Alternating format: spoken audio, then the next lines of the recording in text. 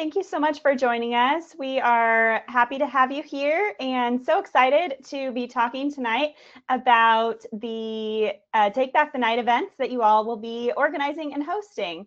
Some of you might be here for the first time, and if so, welcome. Some of you have been around with us for a while and have gone through these series before, but either way, we are so thrilled to have you here and share some tips on the event organizing. So for September, we are going to do, we're going to cover committees and risk management for the most part, and then we'll go through some of the early steps that you might be taking in your Take Back the Night event.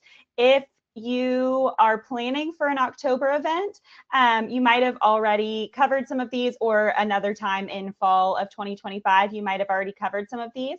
The timeline that we're going to be talking about, most folks are planning for spring events. A lot of people are doing April events, we're hearing. So that is a very traditional time since it's Sexual Assault Awareness Month.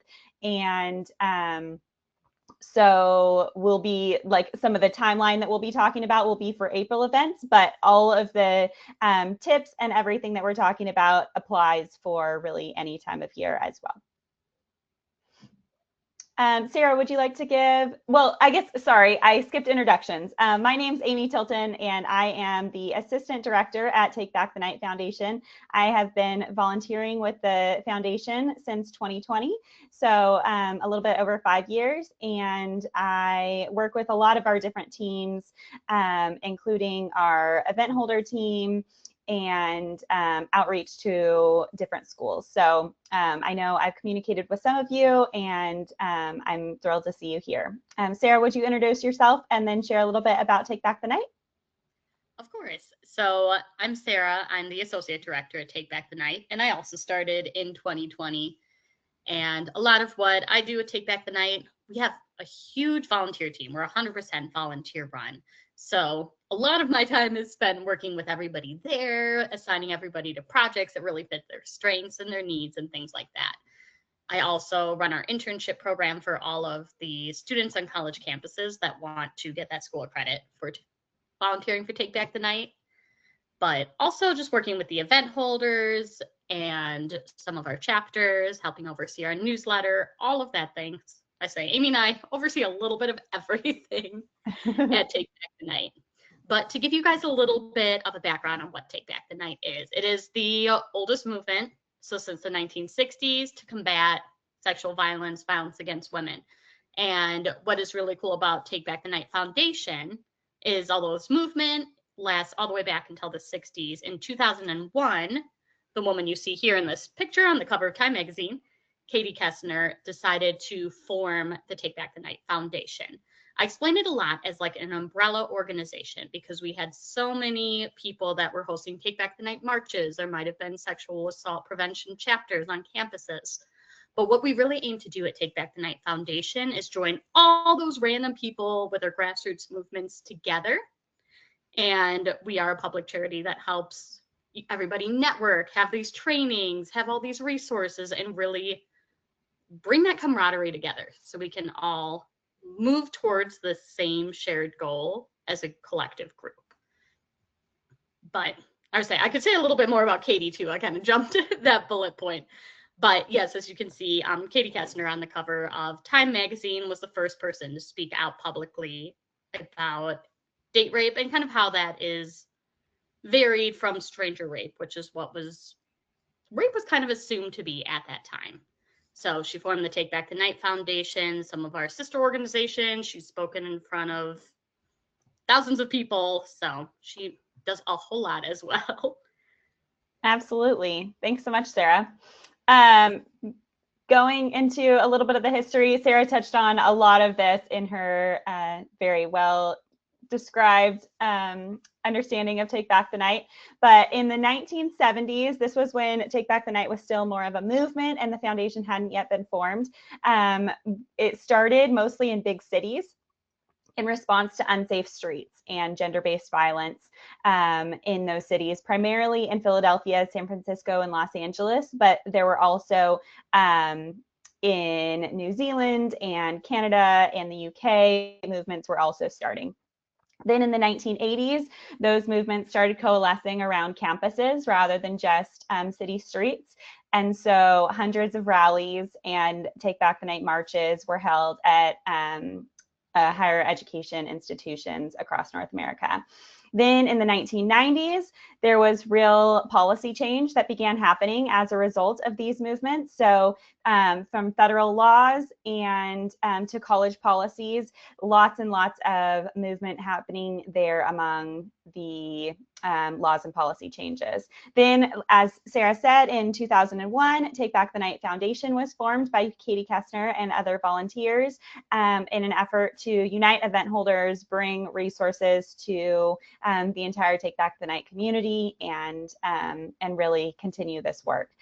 In the 2010s, Take Back the Night offered diverse ways of empowering survivors. We started doing our Shine Your Light yoga classes, and the free legal hotline opened up. This event, or this webinar, goes certainly beyond that, but I did want to mention, if any of you are at campuses where you have a resource list for survivors, if the National Sexual Assault Legal Hotline is not on your resource list, I highly encourage you to add it. It's a fantastic, one-of-a-kind legal hotline that offers trauma-informed support about survivors' legal options to them at no cost. So it's a really great resource. You can find more information about that on our website. And then in the 2020s, we continued moving the Take Back the Night structure even further around the globe and developing lasting global international partnerships. So all of that, we are now still in the 2020s, in 2025, heading into 2026, and we are really excited to share more about the event goals. Sarah, do you want to take this one? Yeah, of course. So there's a lot of reasons to host a Take Back the Night event, of course. So a lot of what it is trying to support survivors that are in your communities, that are on your campuses. A lot of them say that by coming to these Take Back the Night events, they feel so much less alone. They get to see and feel that this is a shared experience for a lot of people. So we're really incorporating different things to help with the healing, helping people feel empowered. That's really the underlying feel of the Take Back the Night events, is we fully admit that this is horrible things that have happened to us, but that we can rise from it together. So it's that empowerment of being a survivor, not necessarily a victim, and honoring those who have survived sexual violence. So that's why we see a lot of those candlelight vigils. The survivor speakouts are always a super powerful part of the Take Back the Night events, moments of silence, things like that. But not only are we there to support survivors, but it's also to spread awareness. So a lot of people will do that through the visibility. I know we talk on it more in one of our later webinars, but different ways to really highlight sexual assault statistics and things like that. And just that joining together to protest that this is happening. And that really harkens back to the original ideas of the movement back in the 60s and 70s. So we're reuniting, like you can see, the visibility. And a lot of what I love about Take Back the Night is there's really an artistic connection too. So you could see this cool poster here. People will design their own t-shirts. There's always somebody reading an inspiring poem, or there's like a musical guest star, and just showing that we can express our healing and our survivorship and bring everybody together through artistic means as well. Oh, absolutely. I also want to mention, before we get too far ahead, by all means, if you have any questions, please put them in the chat and interrupt us on anything we're saying. We will totally veer off script to answer your questions, or we'll have a Q&A at the end, of course. Definitely. And the only thing that I would add to this is it's so critical as you're planning your event to really think about what your goals are for the event. And if you're having a theme, that sort of thing. These are the two like overarching goals that we see event holders really leaning into, and certainly they are hallmarks of Take Back the Night, but there can also be sub goals within these. For example, under awareness of gender-based violence, there could be the desire to change policy on a campus, or under support for survivors, there could be camaraderie between the survivor community on your campus or in your community. So definitely if you haven't yet looked at our Take Back the Night event holder manual, that is a fantastic resource. If you go to our website and then go to events and hold an event, you'll see we've got this whole fantastic page that walks you through how to hold an event. So it's takebackthenight.org is our website, and you can find so many great resources. But the manual is absolutely one of our top resources, especially if you are holding an event. And so we've got a list of like themes that you can kind of think through. Certainly you can customize your own, but helps get you and your planning committee thinking in the right direction of how, because it's so much, once you have your goal and your theme in mind, then that'll help guide where you want to go in terms of the location or the particular activities, like Sarah mentioned, from things like candlelight vigils, moments of silence, versus like walks, marches, making of posters and signs, that kind of thing. Sarah, do you want to start with the committee? Yes. So it's really overwhelming when you want to plan this huge event and you want everybody to come, right? So this is where we really break it down, and this is all in that manual too, of this idea of having a core committee, so you can split up who's going to do what. You're not that one person running all of it.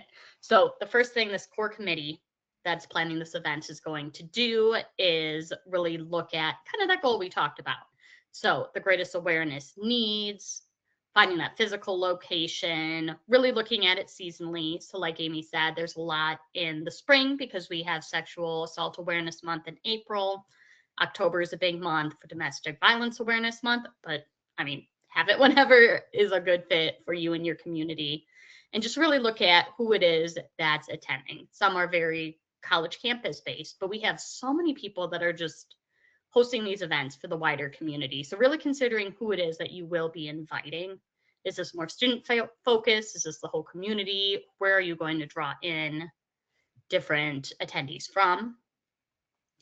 And then break down the timeline, which again, in that event manual, it is so beautifully broken down. Do this 6 months ahead of time, 5 months ahead of time. So utilize that. It'll take so much stress away from you.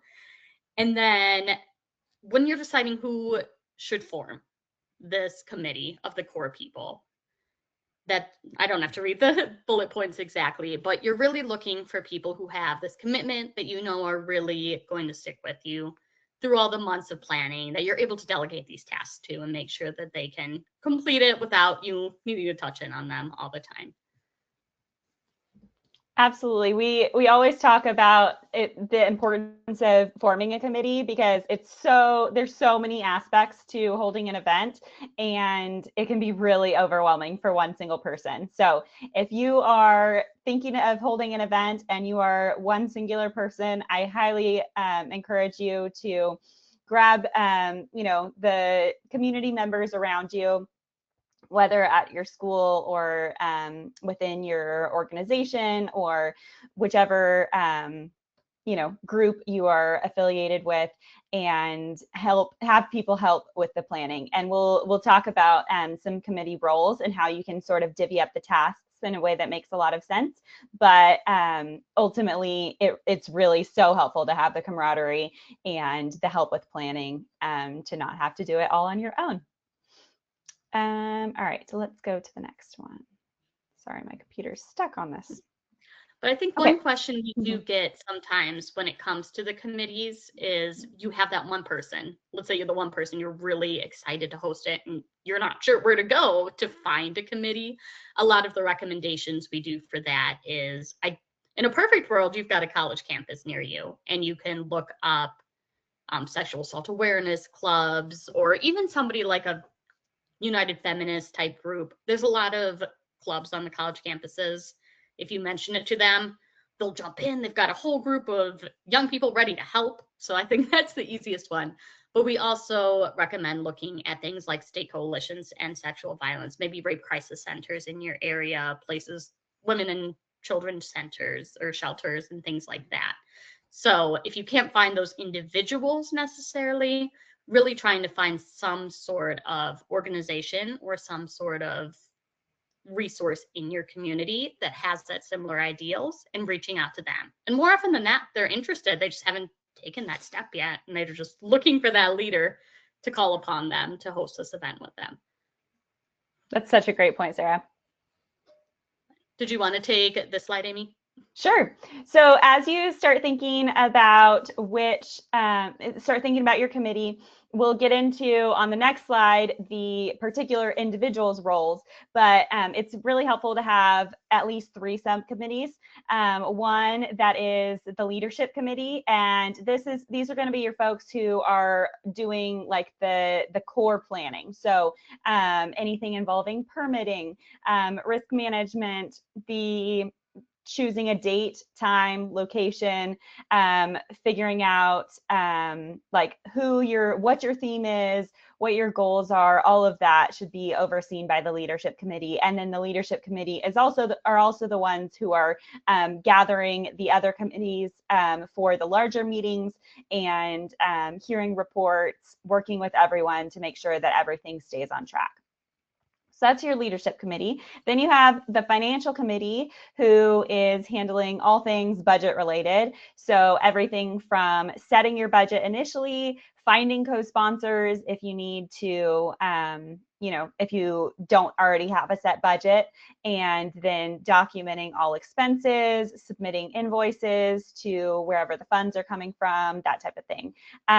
We often get asked the question, how much money do I need for a budget for a Take Back the Night? And honestly, the answer is it is as varied as your community is. So we have worked with Take Back the Night organizers who have done it on just a couple $100s all the way up to tens of thousands of dollars in budget. So really ranges, and it totally depends. First of all, is your location going to have a fee? What sort of speaker are you looking for? If you're open to having an online speaker, that can be a lot more cost effective and more inexpensive than having an in-person speaker, as they'll have to travel out to you. If you're having food, catering, that sort of thing, and what other like gear you want, if you're having people buy their own shirts, or if you're providing shirts or wristbands, buttons, stickers, anything along those lines. So it really totally varies, and we are here to support organizations, schools with all sorts of budgets. So and on that same front, if you do need help looking for speakers or need help ordering gear in bulk or anything along those lines, we are so happy to help. Just reach out to us on our contact form on the Take Back the Night site. And then the last committee is the Run of Show committee, and that is who is going to be figuring out what are we doing on a minute-by-minute basis throughout the entire event. So they'll be the ones helping put together, the different components of the event. In our event holder manual that I mentioned earlier, we have tons of different options, including like sample event itineraries that you can see that have broken down by, here's where we're doing a poetry section, here's where we're doing readings of inclusivity, here's where we're doing a keynote speaker, here's where the march is going to be, if you're doing a candlelight vigil, or so many other components. So the Run of Show committee really helps keep everything organized and gets that flow going. Sarah, I'll turn it over to you on this one, and then let you take the committee roles once you're ready for that. Okay. Well, on this slide, I don't think I really have anything to add. So if you want to hop it over, I'm ready for the next next one. Absolutely. Great.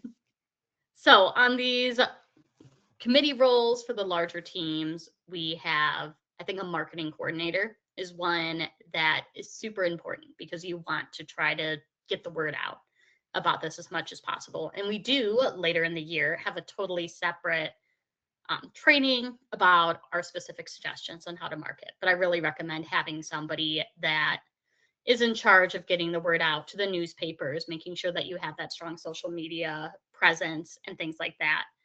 I feel like photographer is pretty self-explanatory.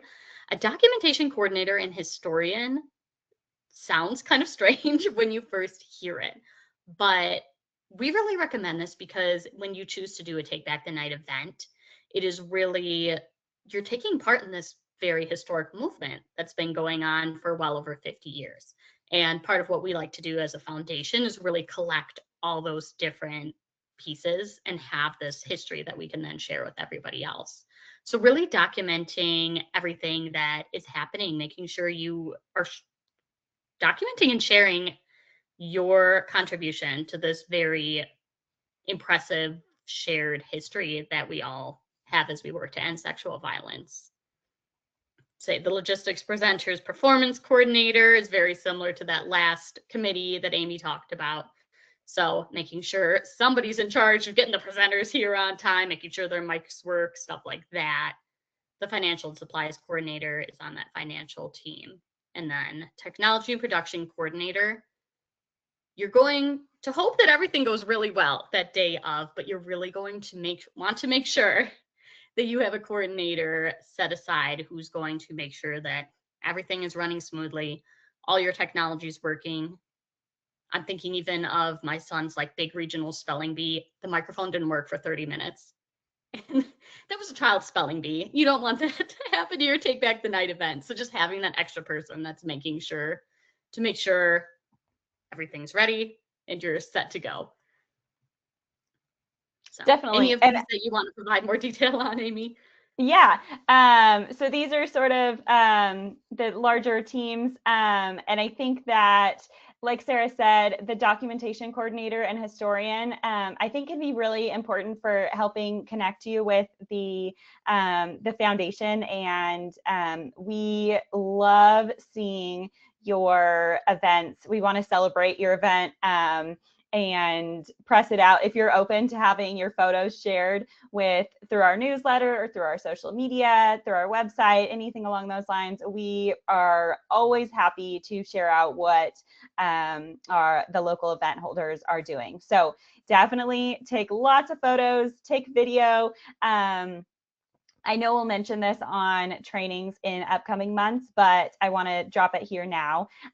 If you would like help doing promotions, like video promotions, we have this amazing video editing team. We've got some professional video editors who are all volunteering to help you make reels for social media and really promoting it to your community. So we can do a beforehand, like a pre-reel, where we help promote. You can show like where the event's going to be. You can talk about what some of the components are going to be. You can talk about the date and the time, and we have it all broken down. We make it super easy on you, so you know exactly what to record, and then our video editing team stitches it all together and makes it into a really fabulous short reel that you can do on social media.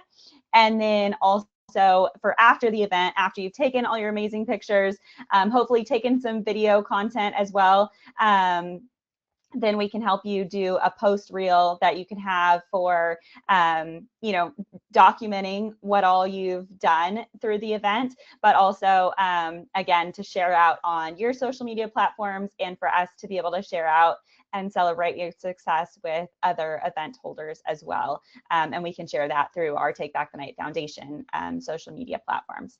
So definitely want to make you all aware of that. And as your event gets closer, feel free to reach out and we can give you more information. I think, and if you register, we've got some information later on about registering your event. That's a great way to get in contact with us so that we can make sure that we're passing on all these details to you as your event draws closer. So I just wanted to mention that. Anything on that one, Sarah? Anything else about the videos that I missed? I was just going to mention the registering part. So yes, when you register your event, usually I'm the one that answers those particular emails that come in, but it might be Amy. But when you do that, I send you a huge list of all of our resources, and it'll include the email address of the leader of our Reels team, the newsletter editor, so anybody that could really work with you to help promote your event. as well as making sure you have our event manual and some discounts for your gear. All of that. It's this big long email I'll send you to connect you with everything and everybody. Definitely. And if you're concerned, like, oh, we don't have a professional photographer, we don't have the budget for a professional videographer, don't even worry. Our team has worked with, like, smartphone videos for years and years, and that's honestly what most event holders are using these days. The good thing is that we all have cameras in our pockets. And so you can definitely just assign someone who enjoys taking pictures and enjoys taking video to do that. They don't have to be professionally trained, but if you can just try to capture some of the energy and excitement that's happening at your event, it can really, one, obviously you can showcase the success of your event to maybe stakeholders in your community, potential funders for future events, and then once, like, if you film this event and make some really cool video content out of it, then when the next event time rolls around, then you can use that to encourage others to attend, because people always love seeing, like, oh, that actually looks really cool, and it's amazing to see people there. And if you've got signs, or you've got a banner, or you're marching, or you're sharing poetry, like, all of that is so inspiring and people want to be there. So the better, or the more that you can showcase that through photos and videos, the better. All right, so I kind of went off topic a little there, but just wanted to make sure that all of you knew about that amazing resource. So Sarah, I'll let you touch on the key roles here. Okay, I'm kind of skimming it because I feel like we went over. Yeah, this might be pretty similar. I would say the only one maybe to touch on, what's that? Yeah, I'll say there's a few new ones: the volunteer event team, compliance, and legal. Okay, yes. So the ones we haven't touched on yet. So the volunteer event team, kind of what I do for Take Back the Night, is just really recruits and manages the volunteers, because if you're lucky, you're going to have tons of people that want to help, and you need that human that's going to kind of delegate. Okay, you're good at drawing, cool, draw up some posters. So you don't just end up with too many people and they don't have specific jobs. And then compliance and legal does not sound as interesting to me, but some people live for this. You're going to really want to make sure that you have somebody that is on top of all of those things: the authorizations, the permits, the things like that. The last thing you want is to do a march and find out you were supposed to get a permit for that space. So really just checking in with either the school, the municipality, the city, village, whoever, to make sure that you have all of that paperwork filled out. Sometimes we have these huge, beautiful marches, and then you'll want to communicate that with the local police so they could block off roads if necessary, or have security around, things like that, especially if you're planning something bigger. So just having a human that is in charge of making sure all those I's are dotted, those T's are crossed, and you are safe and ready to go for your event. Well, in sponsorship, we didn't touch on too much, but sponsorship is really, that's when these reels come in handy, like Amy mentioned. Is it can be expensive to get some really nice equipment and things like that. So finding different people in your community, a lot of small businesses will help out with stuff like this.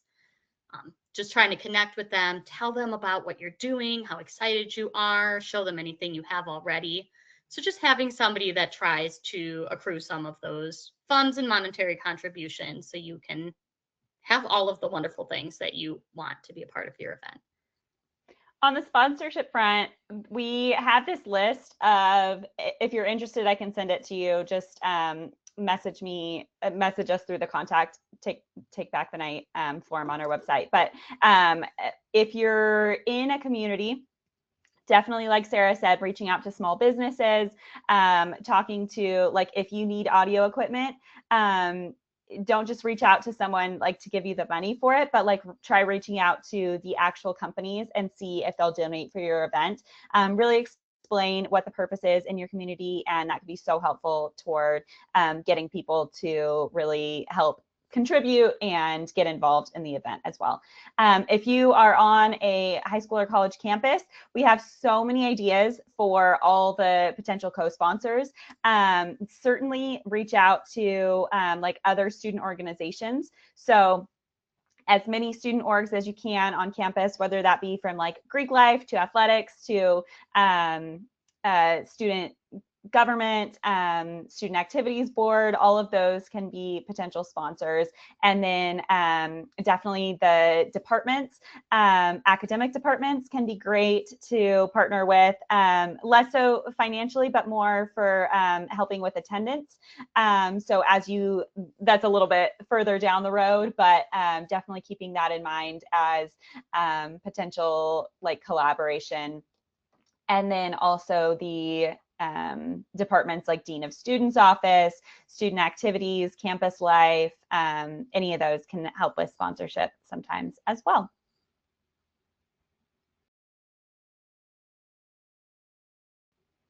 All right, so for risk management, this is what Sarah was talking about on the previous slide, that you definitely want to make sure that you have all the permitting in place and think through the logistics before the actual event.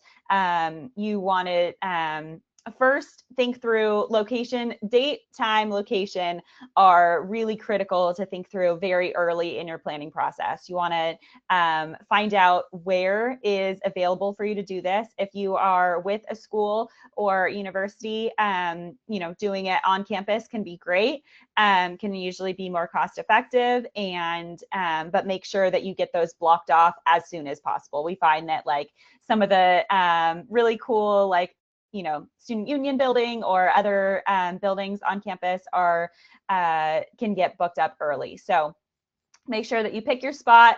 If you're doing a march, really think about where the march is going to be. And we definitely always recommend like walking it out in person, not just planning it like on a map or something, because you want to make sure that it's accessible for those who might have mobility limitations. You want to make sure that there's enough width in the path where you're going, where people can maneuver safely. And if there are like roads where cars are, really thinking through, do you need to block those off, all of that, and talking to the appropriate city or campus leadership who would be the ones to approve that. So make sure that you have your permits. Start that as soon as possible. As soon as you have like a date set, make sure that you start working on those things. As far as time for a march, like I said, walk through it and do it in person, but make sure that you think about, people tend to go more slowly when they're doing a march with signs and chants and that sort of thing than they would like if you're doing like an exercise walk. So we usually say about 20 minutes per mile. Typically a walk, 1 mile tends to be a pretty good length for a loop.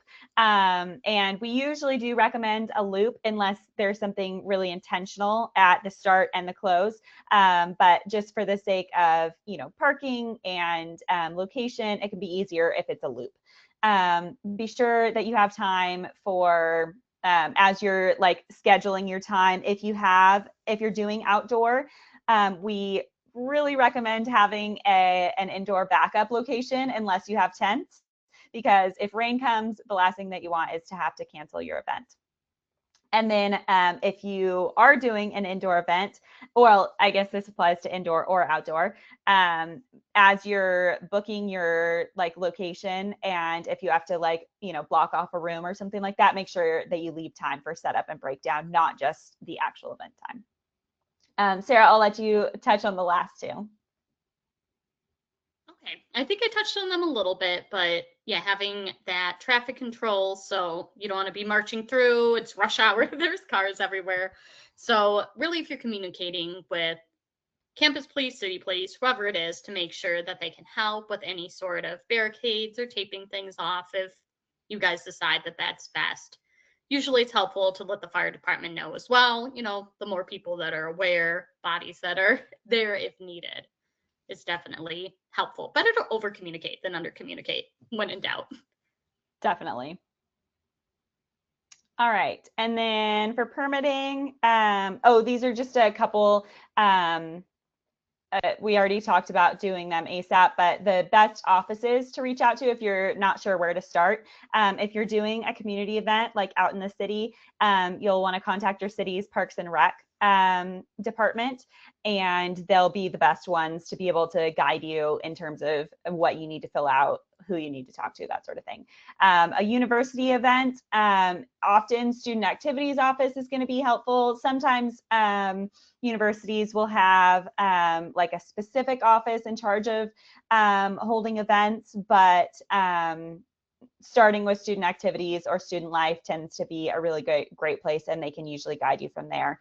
And just make sure that you talk with them about all the components that you're doing, because if you're doing a march and there might be a noise permit or something like that, if you'll be chanting as well. All right, the next couple slides are just a little bit of the sort of like nitty-gritty risk management ways that you can be sure that you're in compliance for your event. The foundation resources, we've got tons of stuff, like I said, on our website. So definitely don't feel like you have to memorize everything that we're saying, but be sure to check out the event holder manual, and that'll have all the links to get registered and everything like that.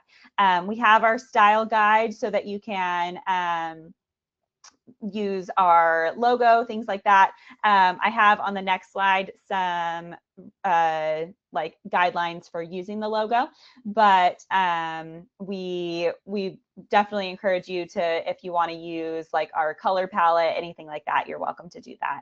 As far as the tax ID, unless the donations are all going to our foundation, it's not legally permitted, since we're a 501c3, for you to use the tax ID number unless, like I said, unless the donations are being given to the foundation. And then for the logo, basically this is some of the like fine print, but what I always like to say is you're welcome to use our logo on online materials and printed materials, but like printed paper materials. So if you're making a flyer, you can put our logo on there. If you're doing a social media card, you can do our logo on there. If you're going to be doing gear, our logo is not permitted to be printed on gear that is self-printed, or like that you're having printed through some sort of company. That needs to go through the foundation. So we're happy to talk with you. We've got some really reasonable printing partners, but just because of our like the copyright and stuff, all of that in any of the gear either needs to be purchased through our shop, or we can do custom gear for you in like your school colors, with your school logo, with school resources, anything like that. We can totally do that. Just reach out to us. Anything to add here, Sarah? No, I think you covered it. I know you do a lot of the gear stuff, so I was going to let you take the lead there. Yeah, definitely. Yeah, we've got so many great options. If you haven't looked at our shop yet, totally encourage you to do that. We've got some really amazing gear, everything from like our basic logo t-shirts to some like former design of the year t-shirts, like limited edition shirts. We've got buttons and different things like for if you're doing a swag bag or want to do giveaways. We've got like these cool glow in the dark wristbands. We've got all kinds of things, everything from bucket hats and like, I don't know, scrunchies and some really cute stuff in there, water bottles. So definitely encourage you to take a look if you're thinking of some ideas that you want for giveaway or swag. Sarah, I'll let you talk about the registration, since I know you handle a lot of that. Yes, so we've got forms there. It's all on our website. Pretty easy to find. There's a link there. There's kind of two different options when you're registering your event. So you can 100% register your event for free. If you're not getting any gear, you just want those resources I was talking about, like our free event manual, or you want to get connected with the director of our Reels team and things like that. Register your event, fill out that paperwork, 100% free. It's not a super long form. Otherwise, we have a really cool option for $125 discount. So 2 different forms. The one, if you're planning on getting any kind of gear through Take Back the Night, I strongly recommend doing this route.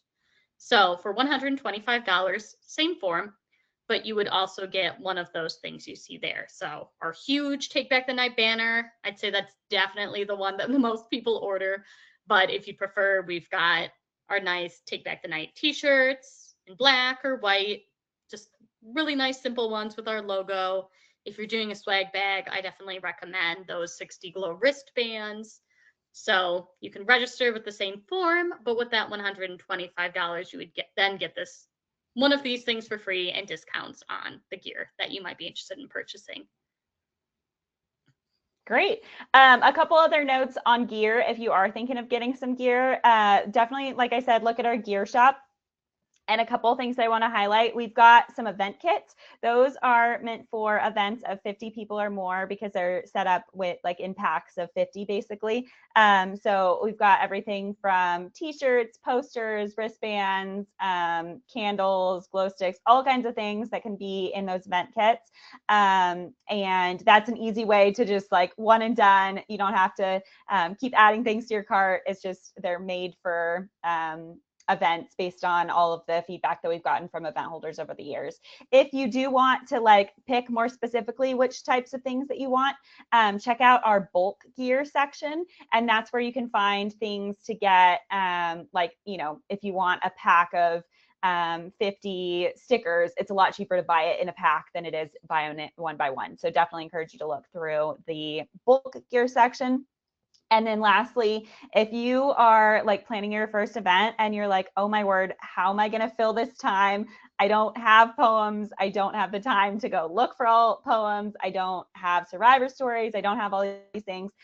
We have a $250 option for an itinerary builder, and it's got tons of amazing resources. It's got a video, it's got some readings, it's got lots of different poems, survivor stories and so it's a really great way you can have like different people either from your community or students to read like different components, and it gets people involved without them feeling so nervous that they have to like create their own content. So it's a great option and super easy to get going with. So if you're nervous about it, whether it's your first event or not, but we find a lot of times people on their first event, it helps calm the nerves and get you lots of good content to get started with. And then Sarah, I know you've been working really closely with our chapters. Can you share some more about what we've been doing with chapters and networking? Yes, so we really encourage anybody that's hosting an event to consider becoming a chapter as well. So yes, you can host a Take Back the Night event. We'll give you resources. It's great. If you really want to get even more connected with other people that are hosting events that are working to end sexual violence, that's when we recommend starting a Take Back the Night chapter.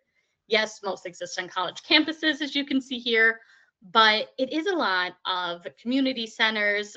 I'm trying to think, I think we had a police department once that even registered with the Take Back the Night chapter. We've got some on military bases, things of that nature.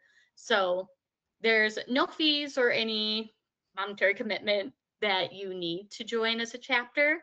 But what a chapter is this more continued commitment to ending sexual violence. So typically a Take Back the Night chapter will host a couple events a year. Usually I'd say they do the October and the April one, but sometimes they'll throw in a few smaller events throughout the year. But they also meet regularly with this group. So it could be you have this committee that you created for this Take Back the Night event and you want to do more amazing things together, right? You can meet on college campuses, it's usually weekly, but you know, in communities, it might be more monthly.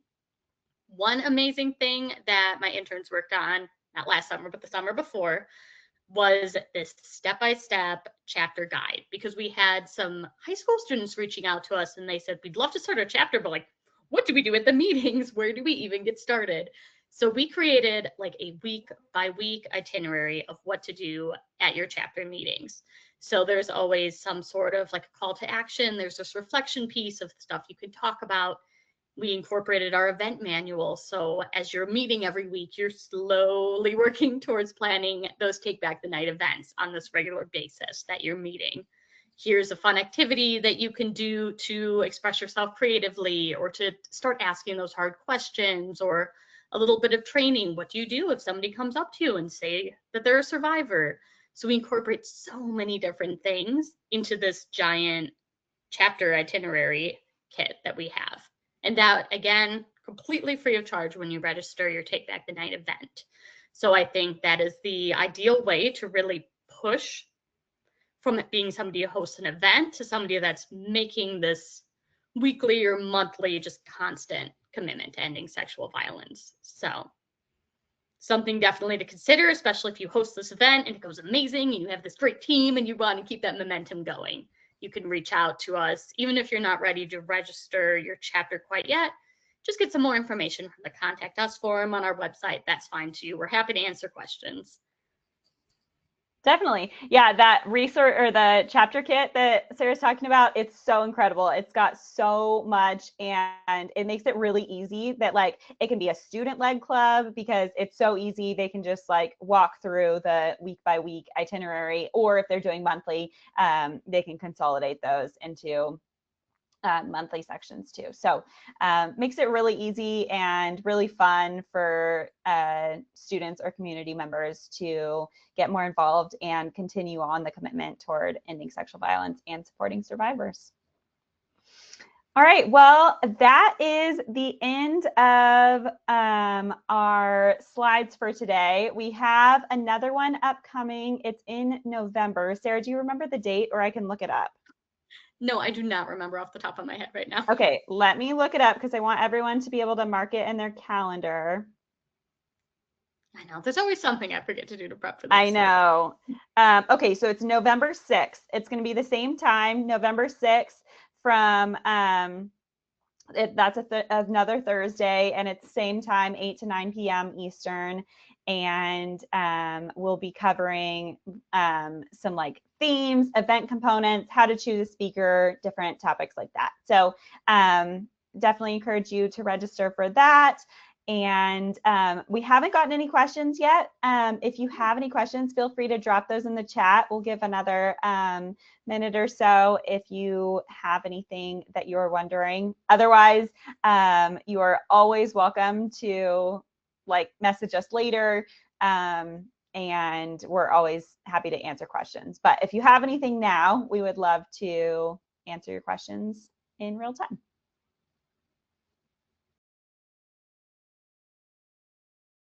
And then also, as we wait for that, we've got this really cool event coming up in December that I just wanted to plug. It's 100% free to attend. It is focusing on law and policy internationally around sexual violence justice. And so it's called our International Sexual Violence Justice Symposium. We've got experts from everywhere from the United Nations and 12 different countries. We've got law professors, we have actual lawyers, we have experts who are working in the government on international policy, and like I said, some folks from the United Nations women as well. So it's going to be this really powerful event. We've got some people speaking to the lived experience, but more so it's focused on law and policy and bringing justice worldwide for survivors. So we, if you register for that, it's on our website. It's called the Symposium, and the date is December 5th. It's going to be at 11 o'clock a.m. Eastern. Students are welcome to join. You're welcome to invite as many people in your community as you would like. So really cool opportunity. If you have any, like, if you have a law school on your campus, for those of you who are from schools, it's definitely a fantastic opportunity for law students, pre-law students as well, and then, anyone who is interested in justice for sexual violence survivors.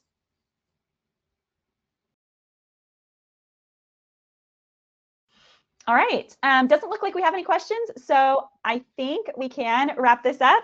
Thank you all so much for attending. We cannot wait to hear about your events. We're so excited that you're holding them and happy to support you any way that we can. Feel free to reach out anytime. Yeah, thank you so much, everybody. Have a great night. Thanks.